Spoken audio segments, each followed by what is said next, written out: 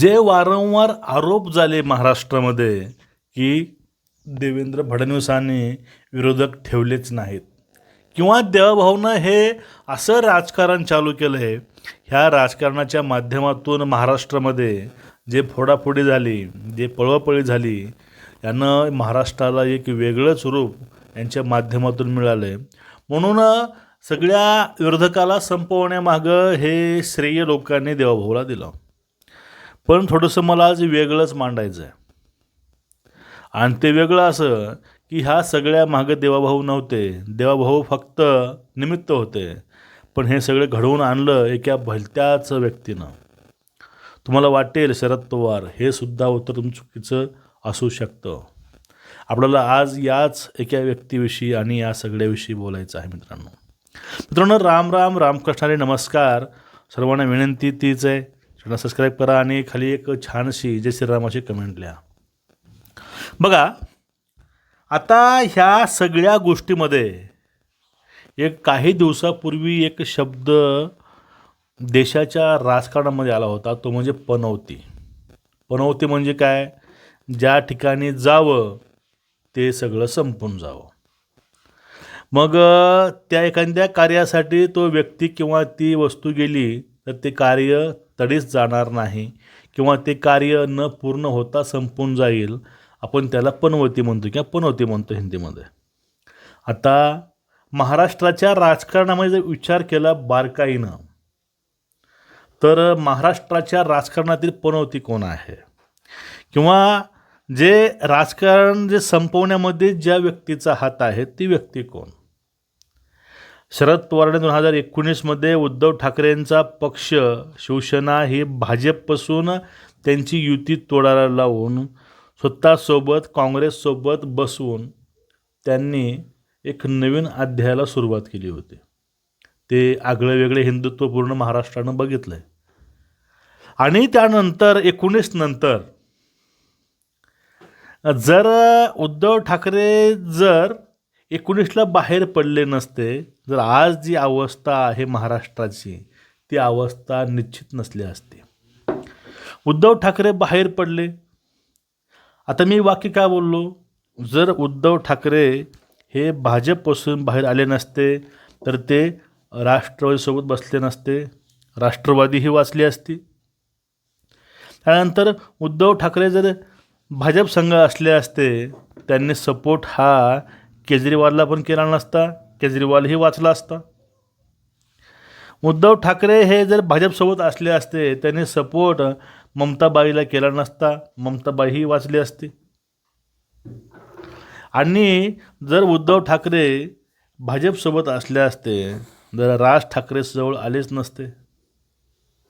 इथं राज ठाकरेंनी सुद्धा काही नगरसेवक असले असते मुंबईला. आणि त्याहून पुढे जाऊन जे CCPचं आंदोलन चालू होतं त्यालाही यांनी सपोर्ट केला आणि ते आंदोलनसुद्धा जे 3 तेरा वाजले. आता हा विरोधाभास आहे की काय हे देव जाणे. पण सध्या ह्या चर्चा आहेत, ह्या चर्चेचे मीम्स सध्या ह्या मीडियावरती जास्त व्हायरल होत आहेत. फक्त मला हे तुम्हाला सांगायचं होतं. आता बघा, उद्धव साहेबाच्या माध्यमातून काय काय झालं. पहिले हिंदुत्वाच्या व्याख्या ह्या वेगळ्याच करण्यात आल्या. पहिलं व्याख्या वेगळ्याच होत्या. बाळासाहेब हयात असताना हिंदुत्व काय आहे, महाराष्ट्रीयत्व काय आहे, महाराष्ट्र, मराठी अस्मिता यांच्या व्याख्या ह्या पूर्णपणे वेगळ्या होत्या. आणि त्या व्याख्या ह्या कठोर आणि कायम त्याच होत्या, त्यामध्ये कुठलाही बदल होत नव्हता. पण यांच्या कार्यकर्तेमध्ये यांच्या व्याख्याही बदलल्यात आणि ह्यांना नेमकं हिंदुत्वच काय आहे कळत नाही. या लोकसभेच्या अगोदर, विधानसभेच्या अगोदर ह्यांचं हिंदुत्व पूर्ण वेगळं होतं.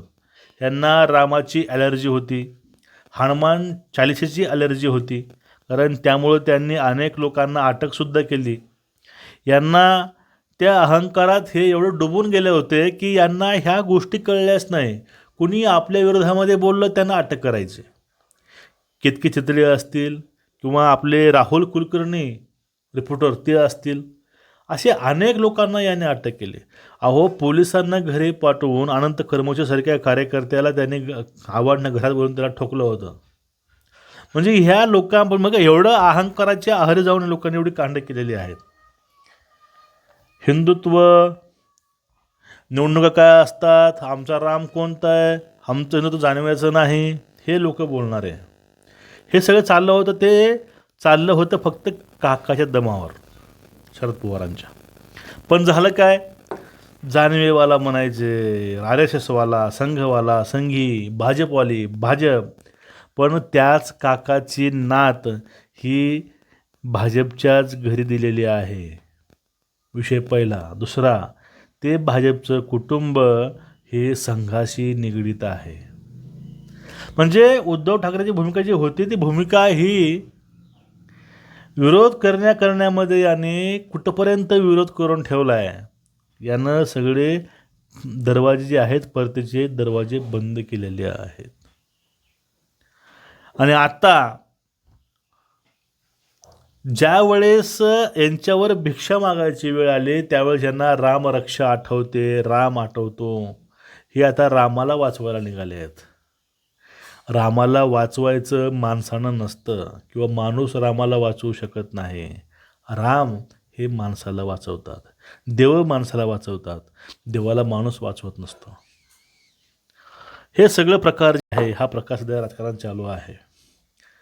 म्हणजे एकूणच ज्यांच्यासोबत उद्धव ठाकरे आहेत तो पक्ष पुढे जाईल किंवा नाही, किंवा तो कधी संपून जाईल भरोसा काहीच नाही. म्हणून म्हटलं मी की उद्धव ठाकरेचं सगळे काय मास्टर माइंड आहे सगळ्या गोष्टीचे, फक्त निमित्त आहे फक्त देवाभाऊ शरद पवार. असली गोम इथेच आहे. तुमचं मत काय या विषयावरती नक्कीच खाली कमेंट करा. नमस्कार.